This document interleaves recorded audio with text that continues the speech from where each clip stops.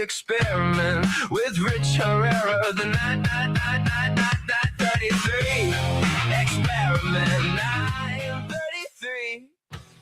All right, we call it the experiment because we just kind of throw the script out the window and we turn things over to you. So I don't know what's going to happen, but I do know I have open phone lines for you. 833-804-1140. 833-804-1140. So here's the deal. We've been talking about this morning, and the phone lines blew up. And RICO has announced that they're not going to tolerate behaviors such as drinking alcohol, smoking marijuana, fighting, vandalism, reckless driving, or trashing the facilities when we have public events. Happened twice. Last time it was at the 4th of July, and they ended up having to shut down the 4th of July celebration because fights broke out. One kid, underage, caught with a gun. Now, originally they said, hey, listen, parents need to supervise their kids. This is not parents supervising their kids. These are kids that don't have any respect for the law. And why is that? Well, think about this. It's 2026, right? So if you're a teenager right now, you kind of got your formative years starting 2019, 2020. So you're 6, 7, 8 years old. Since then, you've been told that police officers are bad. You've been told so much about defund the police. We've delegitimized police. Think about this. When I was a kid, and my dad was a cop, so a little bit different, but I was always told in school, you run to the police when there's trouble. You don't run away from them. You respect the police. They're your friends. They're there to help you. That's what I was taught in Gen X. What are kids being taught today? Well, defund the police. We need to reimagine the police. So as we've taken away the respect for law enforcement, what happens? Well, that respect, that healthy respect we had for law and law enforcement has gone away. And I'll show you it's either the BLM protests, it's either the defund the police protest, or now it's morphed into let's attack ICE. And once you attack ICE and you attack that badge, then you attack all law enforcement. And I've talked to officers that will tell me now, when they pull cars over, man, do the people come out with just an attitude and a sense of defiance. Well, that sense of defiance means that people have less respect for the law. The less respect you have for the law, the more that you chip away at what they stand for. But when you chip away what they stand for, which is law and order, that means something's going to fill that void. And we're seeing it with these teenagers that roll into shopping malls, public events, and they have no qualm about just wilding and causing trouble because they don't respect the law. Well, why would they respect the law if all we've done is told them since they were 7, 8 years old, all these cops are wrong and we need to defund the police? Think about this. And I'm going to get to your call in just a second. Think about this. How do we talk about the police now versus 10 years ago? You know what you say now? Well, I understand there's a couple bad apples, but not all of them are bad. There's just a few bad apples out there. Okay, so if you already have the predicate that there's some bad police out there, how are these kids going to have any respect for the law? Let's start taking telephone calls. 833-804-1140. 833-804-1140 is the number for you to join us. Dave, where am I going first? Billy. Let's go to Billy on line 1. Hey, Billy, welcome. You're on the 933 experiment on WRVA. Hello. How you doing today, Rich? Hey, first of all, I want to say you and your crew do a fantastic job. You've done a great job getting your show off, getting the show up on its feet and running. Thank you very much. Yes, sir. You say there's no respect for the law, for law enforcement, and I think it actually goes a whole lot deeper than that. I mean, kids today, they don't have respect for law enforcement. They don't have respect for their teachers. I mean, they don't even have respect for life anymore. Going back, hence the thing that went on the 4th of July celebration with an underage kid with a gun. Thank God they caught him before anything could happen. But I mean, when we were coming up, two guys would get into a fist fight, become friends. Things were over. After that, it was all over, and you became friends after that a lot of times. Nowadays, Nobody settles anything like it. They go straight to the gun because there is no respect for life. And I honestly think a lot of it has to do with the fact that kids today, not all, but a lot of kids today are just not taught to respect their elders or to respect anything in the home life. Just my opinion. I think you're spot on. I don't think we respect our elders. I don't think we respect our institutions. I don't think we respect law enforcement. I don't think we respect parents. Can I give you an example? Please do.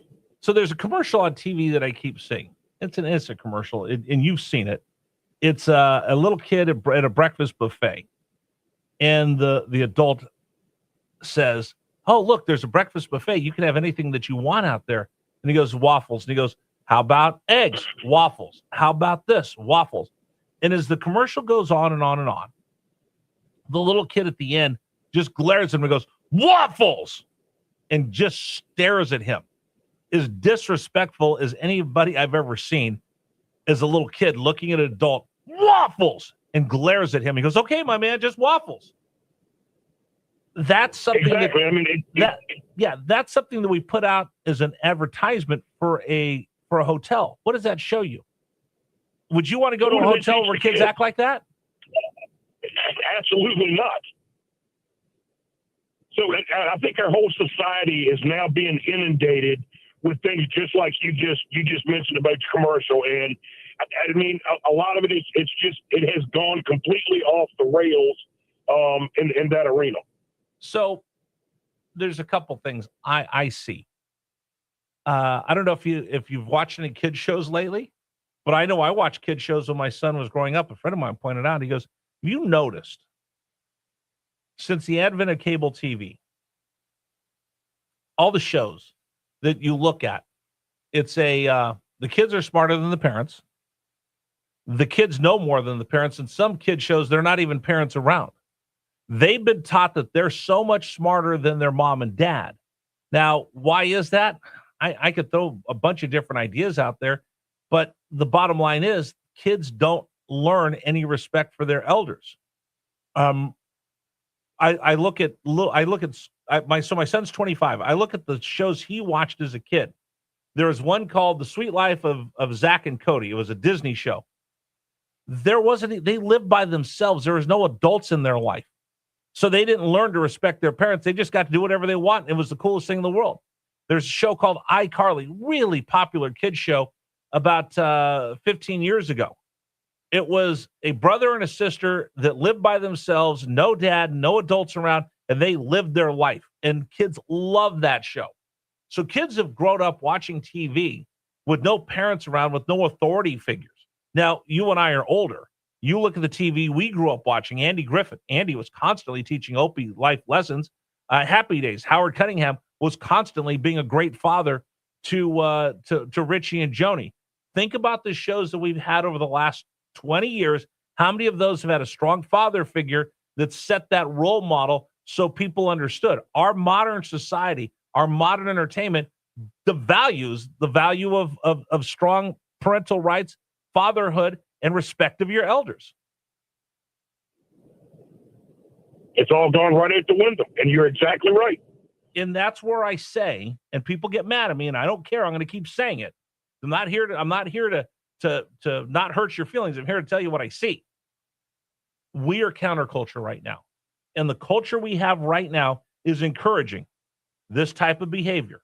We're counterculture. We're standing up to where Hollywood tells us we should be, where movies tell us where we should be, where the media tells us where we should be. They've got their own agenda and their own culture they're trying to show the rest of the world. We're saying, I'm going away from that.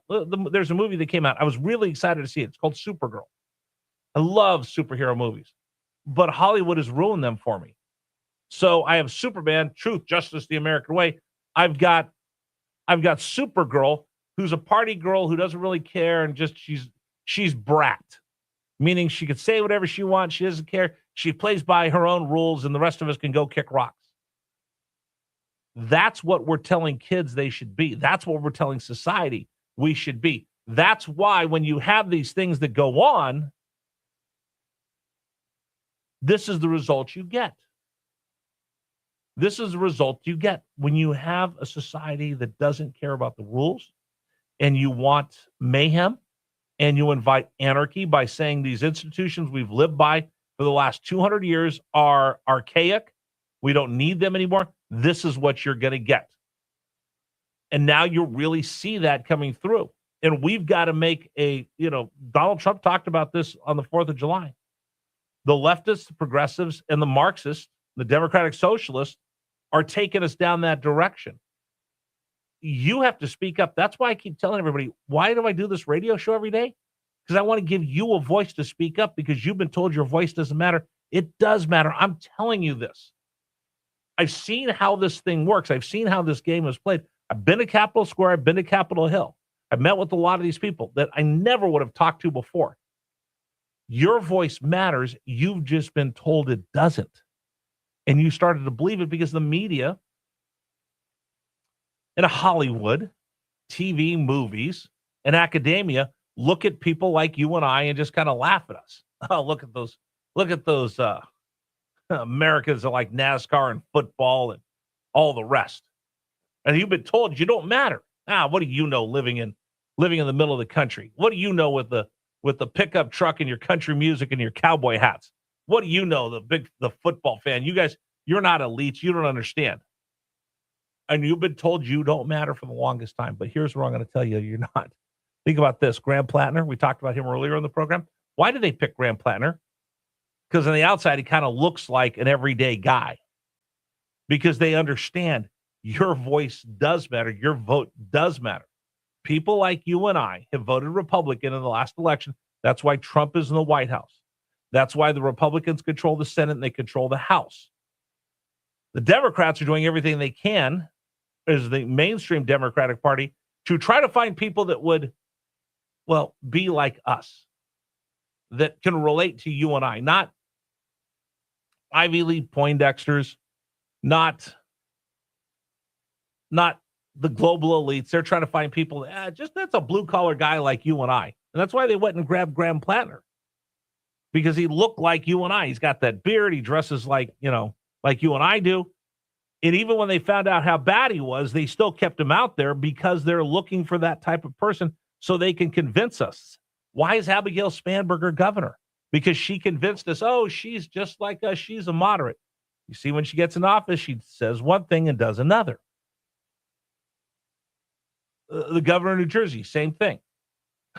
Mark Kelly, the senator from Arizona, ran. You would have thought he wrapped himself in the stars and stripes and was Mr. Most patriotic American right-wing leaning guy, and he gets in there and he goes completely different. And then yesterday, I saw the picture of him wearing a Team Mexico jersey on July 5th.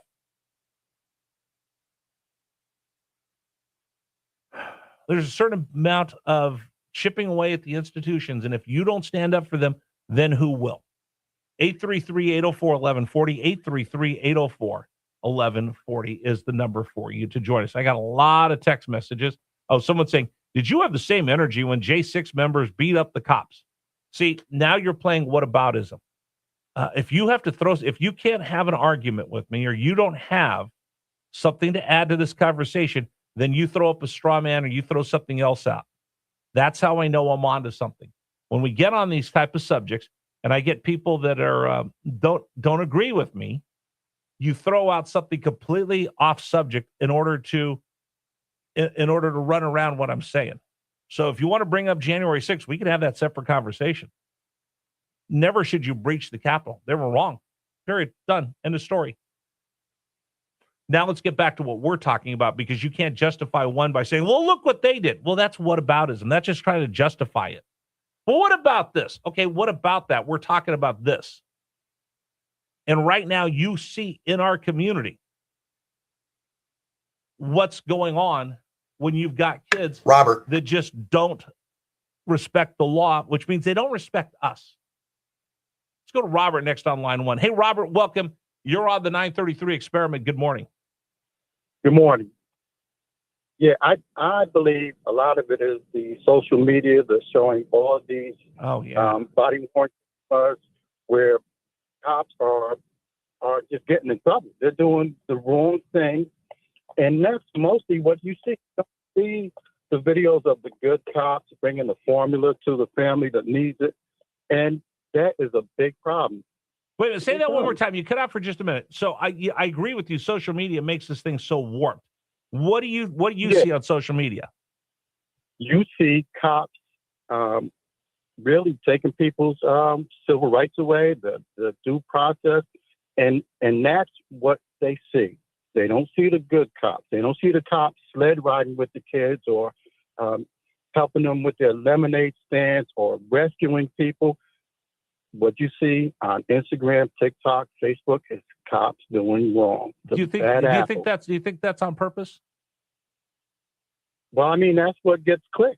It's money. It's the bottom line is those are all free enterprise. You know, that's capitalism. Well, actually, there's algorithms that feed into what you want to see. So I bet you, if I looked at your Instagram and we just started scrolling, it's going to be a heck of a lot different than mine, heck of a lot different than Super Dave's, and a heck of a lot different than anybody else listening. We all get, the more we look at something, that algorithm says, oh, this is something that guy really likes, and they keep feeding it to us over and over and over and over again. So you stop in a video, you're going to get more videos like that. Have you ever noticed that when you're going through reels and you see something, all of a sudden, I'm looking at something about football, now I'm going to get nothing but football down my reel. So if I look at one of those videos and I like it, forget about it. That's all they're going to feed you. It's not an accurate representation of what's out there.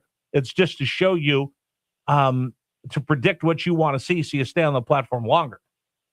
Well, when you're talking about teenagers, what are they going to look at? What are they going to watch? What is the algorithm going to pick up on for them? Oh, absolutely. And it keeps feeding and reinforcing. I'm not saying that every cop is great. I'll be honest with you. I used to get offended. These cops need more training.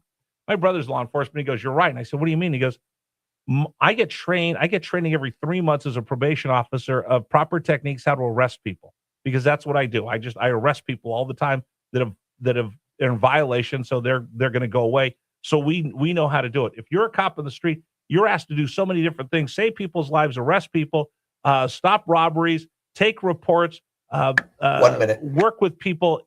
You have so many different things that you're asked to do. Yeah, you need to get retrained on a lot of these things. So I think you hit the mark on the head right there. It's social media that emphasizes all the bad stuff, and that's why we keep seeing everything chip away at our society. Great call, thank you. All right, let's wrap everything up for the day. Time for me to get out of the way. Brian Kilmeade's coming up next, and then Dan Lash, and then Jeff Katz. All right, that was fun.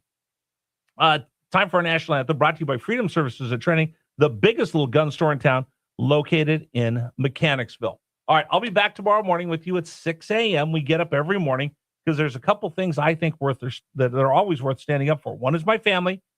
The other is this great country that I've been given the blessing to be a part of, and I want to make sure I pass it along to my kids and your kids. That's why we get up every morning and do what we do here on Richmond's Morning News. So until tomorrow morning at 6 a.m., thanks for joining us, everybody. I'm Rich Herrera. This is Richmond's Morning News on News Radio WRVA. Please stand for the national anthem of the United States of America. Oh, say, can you see by the dawn's early